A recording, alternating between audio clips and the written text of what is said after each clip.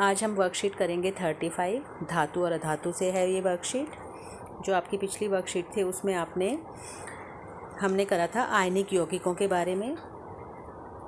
तो बेटा अब आपको बताते हैं, यहाँ पे इन्होंने लिखा है परमाणु इलेक्ट्रॉन प्राप्त करते हैं और इस प्रकार ऋण आवेश प्राप्त करते हैं, उन्हें ऋणायन कहते हैं। कहने का मतलब है जो परमाणु जैसे कि अधातु होते हैं, ठीक है, अधातु का कोई एक परमाणु ले लो, क्योंकि अधातु हमेशा इलेक्ट्रॉन ग्रहण करते हैं, प्राप्त करते हैं, तो उनके ऊपर हमेशा ऋण आवेश होता है, मतलब नेगेटिव चार्ज होता है उनके ऊपर हमेशा, ठीक है, तो उनको ऋणायन कहा जाता है।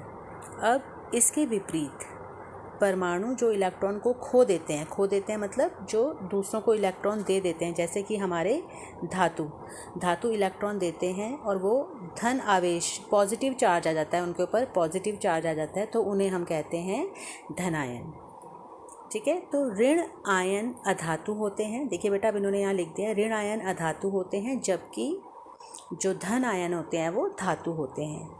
इसके अलावा आयन एक परमाणु या कई परमाणुओं के जटिल समूह से बन सकते हैं, ठीक है बेटा।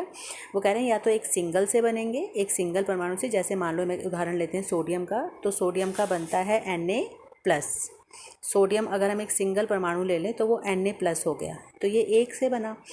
और वो कह रहे हैं कि अब जैसे देखो बेटा, अब हम अगर ये बना लेते हैं NaCl, ठीक है, ये एक यौगिक बन गया, पर ये यौगिक का एक सिंगल परमाणु बन गया, ठीक है। क्लियर हो गया आप लोगों को। अब आगे देखो बेटा, उन्होंने हमें लिख के बताया धातु जमा अधातु, जब ये आपस में मिलते हैं तो देखो धातु के ऊपर इन्होंने पॉजिटिव साइन लगाया है और अधातु के ऊपर नेगेटिव, क्योंकि धातु हमेशा देते हैं और अधातु हमेशा लेते हैं।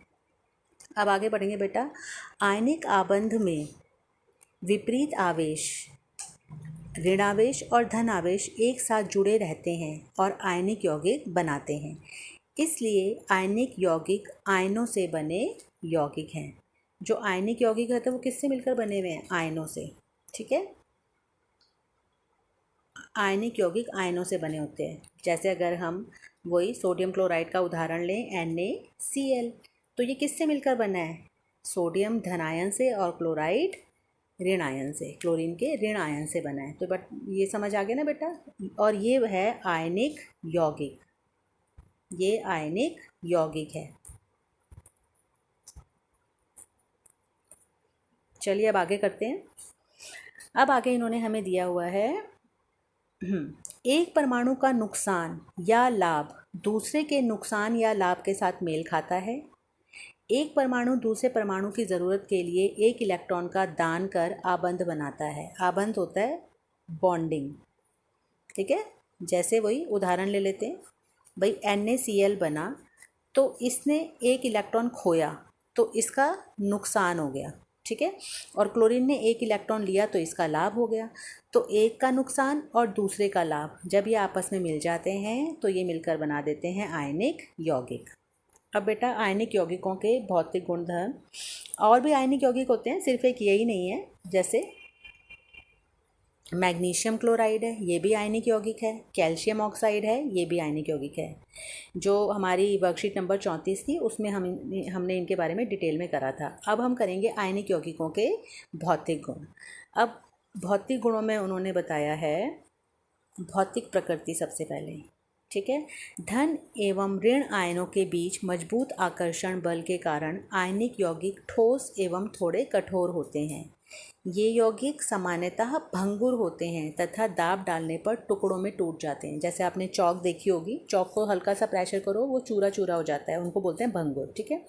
फिर अगली जो इनकी प्रॉपर्टी ये बता रहे हैं गलनांक एवं क्वथनांक, ठीक है। आयनिक यौगिकों का गलनांक एवं क्वथनांक बहुत अधिक होता है, क्योंकि मजबूत अंतर आयनिक आकर्षण को तोड़ने के लिए ऊर्जा की पर्याप्त मात्रा की आवश्यकता होती है। क्योंकि बेटा हमें पता है पॉजिटिव जो और नेगेटिव के बीच में अट्रैक्शन होता है ना, तो ये दोनों आपस में मिलकर जो आबंध बनाते हैं, जब ये आपस में मिल जाते हैं और एक आयनिक यौगिक बनाते हैं, तो अगर हमें इसको अलग करना है, उस आबंध को तोड़ना है, तो हमें अधिक ऊष्मा देनी पड़ेगी, अधिक ऊर्जा देनी पड़ेगी, तभी वो बंध टूटेगा। इसलिए इनके गलनांक एवं क्वथनांक ज़्यादा होते हैं। फिर अगला है घुलनशीलता।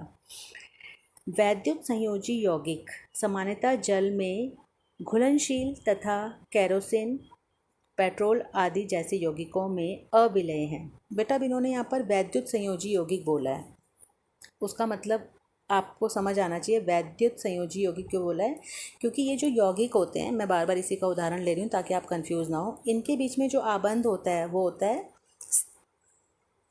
स्थिर वैद्युत आबंध। हमने पढ़ा था स्थिर वैद्युत आबंध होता है, तो वैद्युत वर्ड इसलिए आया है। तो इससे जो जुड़े हुए यौगिक होते हैं वो जल में तो घुल जाते हैं लेकिन केरोसिन पेट्रोल आदि में नहीं घुलते। अब जो सबसे इम्पॉर्टेंट इनका एक गुण है वो है विद्युत चालकता। क्या होता है बेटा, ये जो यौगिक होते हैं, अगर मान लो हम NaCl को ही लें, सोडियम क्लोराइड को लें, अगर ये पाउडर फॉर्म में है या जो इसके आयन बने हुए हैं वो विद्युत का, उनमें से विद्युत नहीं गुजरेगी, ठीक है। लेकिन जैसे ही हम उसका विलयन बना देंगे, मतलब जैसे ही उसको पानी में घोल देंगे तो वो विद्युत चालकता दर्शाएगा, मतलब उसमें से इलेक्ट्रिक करंट फ्लो होने लग जाएगा, करंट का फ्लो शुरू हो जाएगा। अब ये किस लिए होता है, उसकी एक्सप्लेनेशन यहाँ दी हुई है। किसी विलयन से विद्युत के चालक के लिए आवेशित कणों की गतिशीलता आवश्यक होती है, ठीक है। तभी होता है ना, जब फ्री इलेक्ट्रॉन्स होंगे तभी विद्युत की चालकता हो पाती है। तो अब वो कह रहे हैं जो आयनिक यौगिक होते हैं उनके जलीय विलयन में आयन होते हैं, क्योंकि जैसे ही हमने उसे पानी में मिलाया तो उसमें आयन हो गए, सोडियम अलग हो गया, क्लोराइड अलग हो गया, ठीक है, और वो विपरीत इलेक्ट्रोड की ओर गमन करने लगते हैं। इसका मतलब मैं आपको समझाती हूँ बेटा। जैसे मान लो इन्होंने ये जो चित्र दिया हुआ है, मान लो हमने यहाँ NaCl डाला, NaCl का विलयन डाला, तो जैसे ही हमने यहाँ पे ये जो कुंजी है इसको प्लग को ऑन किया तो क्या होगा, ये जो NaCl है ये सोडियम और क्लोराइड आयनों में टूट जाएगा, और जो सोडियम आयन होंगे जो कि धन आयन है वो बैटरी के नेगेटिव टर्मिनल पे जाएंगे, सोडियम आयन यहाँ चले जाएंगे, ठीक है, और जो क्लोराइड आयन है वो पॉजिटिव टर्मिनल की तरफ जाएंगे। तो फ्री आयन हो गए ना, जो गतिशील गति में हैं। तो इस तरीके से क्या होगा, जब ऐसा करेंगे तो ये जो बल्ब है ये ग्लो करने लग जाएगा, जल जाएगा।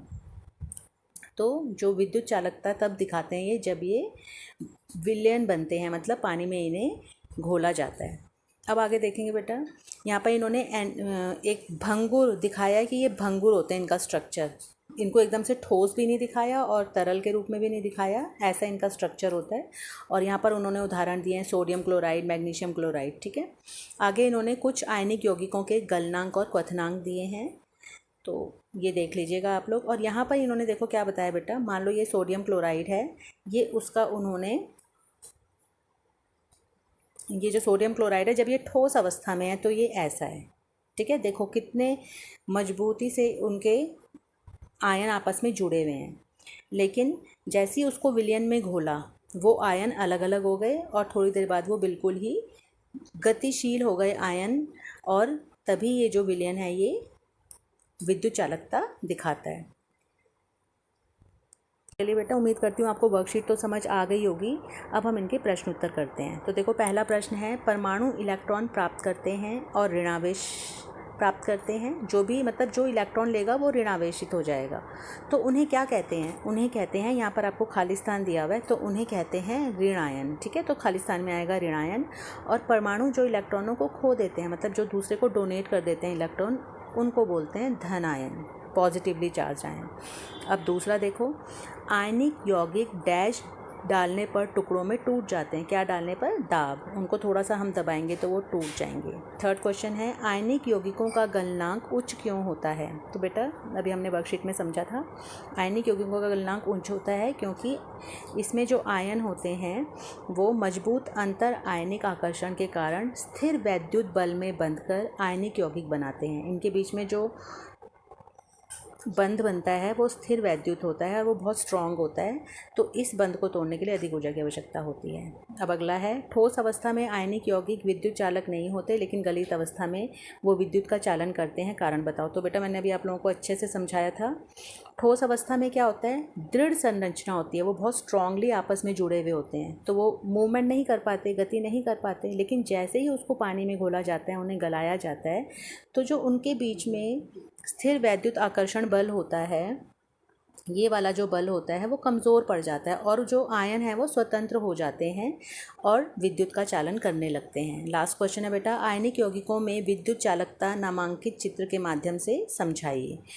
तो हमने ये बनाना है बेटा पूरा, आपको वर्कशीट में भी दिया हुआ है और मैंने इसकी पूरी एक्सप्लेनेशन अभी आपको बता दी है कि मान लो हमने एक एग्जांपल ले लिया NaCl का विलयन, सोडियम क्लोराइड का विलयन लिया हमने, सोडियम क्लोराइड के विलयन में विद्युत धारा प्रवाहित गई तो क्या हुआ, जो सोडियम आयन थे वो कैथोड की तरफ, कैथोड होता है जो ये वाला नेगेटिव टर्मिनल होता है, ठीक है, गमन करने लगते हैं मतलब जाने लग जाते हैं, और क्लोराइड आयन एनोड की तरफ, एनोड होता है ये पॉजिटिव टर्मिनल, ठीक है। आयनों की इस गतिशीलता के कारण विद्युत परिपथ में बल्ब जलने लगता है, जो यहाँ पर बल्ब लगाया है वो ग्लो करने लग जाता है।